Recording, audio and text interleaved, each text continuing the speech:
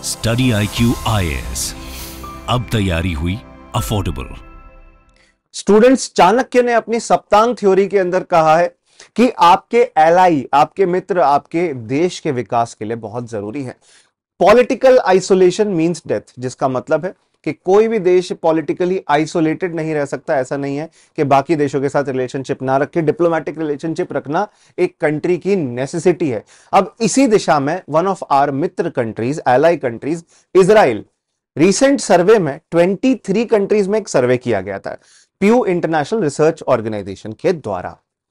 इन 23 countries में यह पूछा गया कि आप में से कितने लोग इंडिया की तरफ एक फेवरेबल नजर, व्यू रखते हो और कितने लोग अनफेवरेबल व्यू रखते हैं।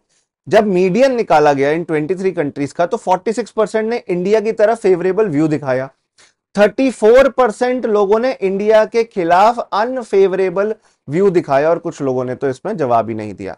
बट हाँ, हमें इससे पता चला कि कितने देश में और कितने लोग हमारे फेवर में हैं और कितने हमारे अगेंस्ट है।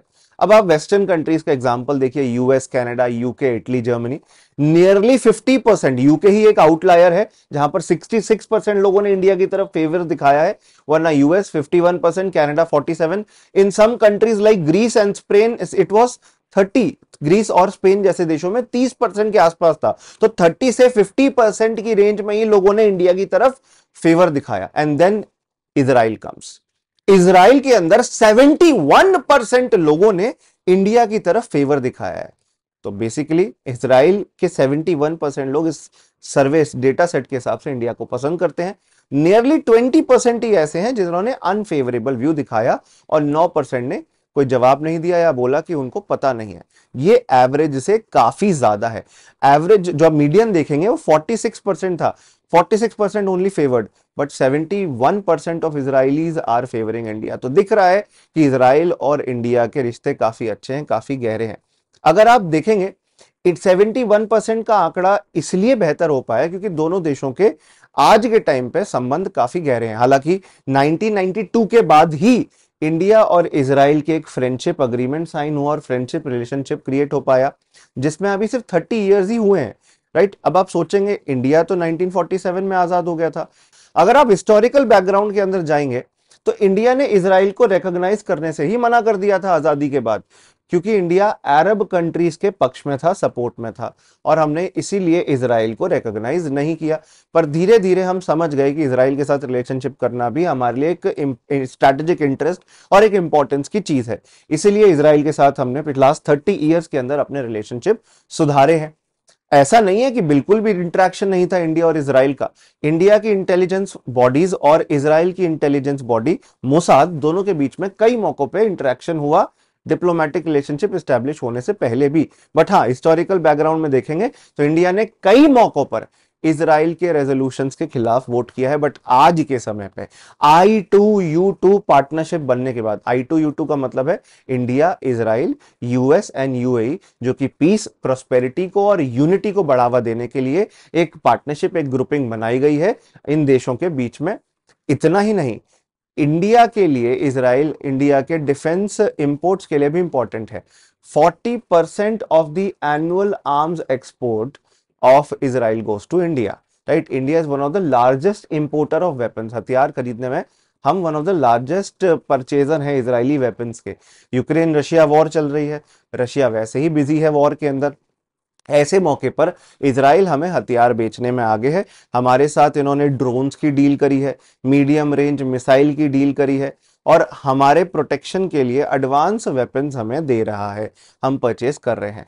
तो आप अगर फैल्कन एवैक्स देखेंगे, airborne warning and control system, जो आने वाले खतरों से प्रोटेक्ट करने के लिए बहुत जरूरी है, उसको भी इंडियन आर्म फोर्सेस ने अपने फोर्स में इंडक्ट किया हुआ है। या हेरॉन, हारोप या सर्चर ड्रोन देख सकते हैं, बैराक एंटी मिसाइल डिफेंस सिस्टम देख सकते हैं, ये इंडिया ने परचेज किया है फ्रॉम इजराइल, ताकि हमारी मिलिट्री इंटेलिजेंस की पावर सुधर सके और हम खुद को प्रोटेक्ट कर सकें। तो डिफेंस के एरिया में मैंने बताया आपको, दोनों के बीच में पार्टनरशिप हो रही है। हिस्टोरिकल टाइज कैसे भी रहे हो, हम धीरे धीरे वापस अब एक नॉर्मैलिटी की तरफ जाते जा रहे हैं, क्योंकि 1992 के बाद से ही दोनों के बीच में डिप्लोमेटिक पार्टनरशिप शुरू हुई है, राइट। इकोनॉमिक और कमर्शियल इंटरेस्ट अगर देखेंगे तो व्यापार दोनों देशों का कोविड की वजह से थोड़ा इफेक्ट हुआ। COVID-19 पैंडेमिक की वजह से, but it has increase from $5 billion pre Covid period, Covid से पहले 5 बिलियन का व्यापार करते थे, टू $7.5 बिलियन टिल 2023। 2022 में $7.5 बिलियन तक का ट्रेड दोनों के बीच में हुआ है और कंसिस्टेंटली बढ़ता जा रहा है। इंडिया इजराइल का थर्ड लार्जेस्ट ट्रेड पार्टनर है एशिया के अंदर और सेवेंथ लार्जेस्ट पार्टनर है ग्लोबल। अब ग्लोबली अगर आप देखेंगे तो हमें टॉप 3 में आना चाहिए, तभी जाकर दोनों देशों के रिश्ते जो हैं वो प्रोडक्टिवली इस एक दूसरे के साथ बंध पाएंगे, बाइंड हो पाएंगे।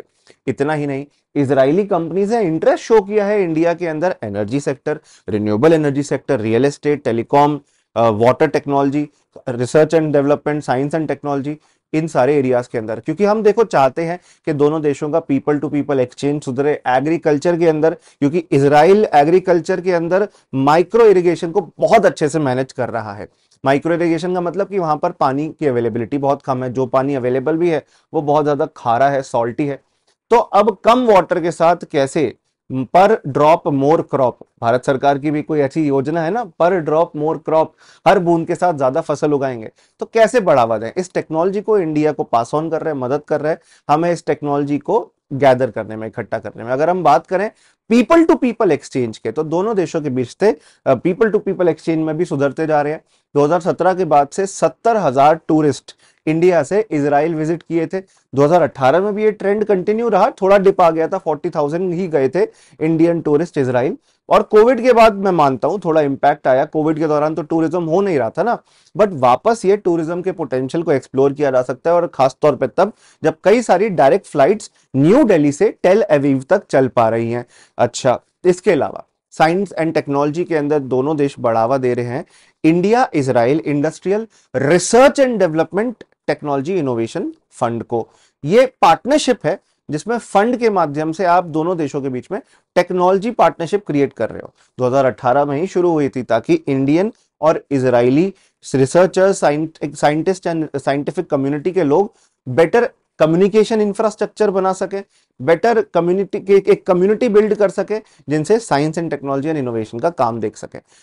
अच्छा, इसके साथ साथ आपको देखने मिलेगा एग्रीकल्चर के अंदर ये हमें एक सेंटर बना रहे हैं, सेंटर ऑफ एक्सेलेंस के नाम से, जिसकी कई सारी शाखाएं, कई सारी ब्रांचेस इंडिया में ओपन की जाएगी। दोनों देशों ने 2008 से ही एग्रीकल्चर फंड की तरफ काम करना शुरू किया। $50 मिलियन का फंड बनाया गया था ताकि farming technology, micro irrigation infrastructure सुधारा जा सके। इंडिया में ऐसी जगहों पे जहां पे पानी कम है वहां पर भी एग्रीकल्चर कैसे ग्रो करना है, वर्टिकल फार्मिंग, ड्रिप इरिगेशन और सोलराइजेशन ऑफ सोलर एनर्जी के इस्तेमाल से कैसे आप अच्छे से एग्रीकल्चर कर सकते हो, उसके बारे में जानकारी दोनों देशों के बीच में शेयर की जा रही है। सेंटर ऑफ एक्सेलेंस खोले गए हैं 2014 के अंदर, 10 ऐसे सेंटर ऑफ एक्सेलेंस बिल्ड करे गए हैं। तो आप साफ तौर पे देख पा रहे हो कि इन सारे सेक्टर्स के अंदर इंडिया और इजराइल की एक पार्टनरशिप बिल्ड हुई है in the last few years, जिनको अभी और ज्यादा कैपिटलाइज करना जरूरी है। अभी और ज्यादा दोनों के बीच में यूनिटी, दोनों के बीच में कॉमनैलिटी क्रिएट करनी जरूरी है। इंडिया बहुत सिंपैथेटिक है इजराइल के इंटरेस्ट के पक्ष में।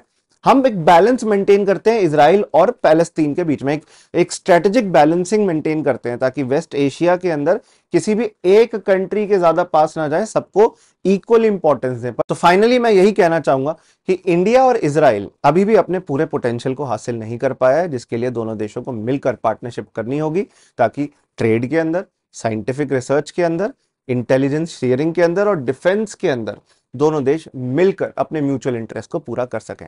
शुक्रिया सेशन को देखने के लिए। एक सवाल आपके लिए रहेगा, the term two state solution sometimes mentioned in the news is in context of which of the following countries? ये आपको कमेंट बॉक्स में जवाब देना है। शुक्रिया सेशन को देखने के लिए।